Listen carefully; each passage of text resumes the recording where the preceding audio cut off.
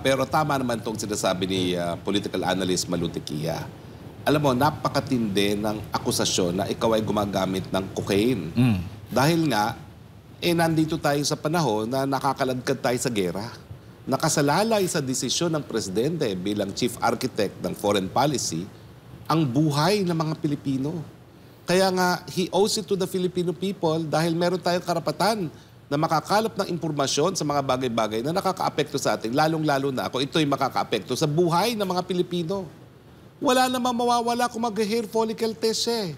O nung minsan, nagkaroon siya ng urine test. Ay, ang problema nga, pwedeng mawala ang residue ng cocaine kapag urine test lamang. Samantalang long-term, ang ebidensya ng hair follicle test.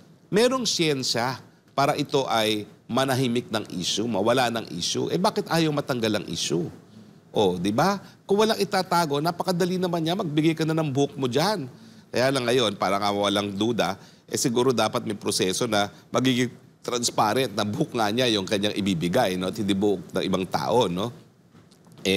Yun lang po talaga ang makakapagresolba ng issue nito sa whether or not siya'y gumagamit ng pinagbabawal na gamot. Pero for the record, he has never denied it.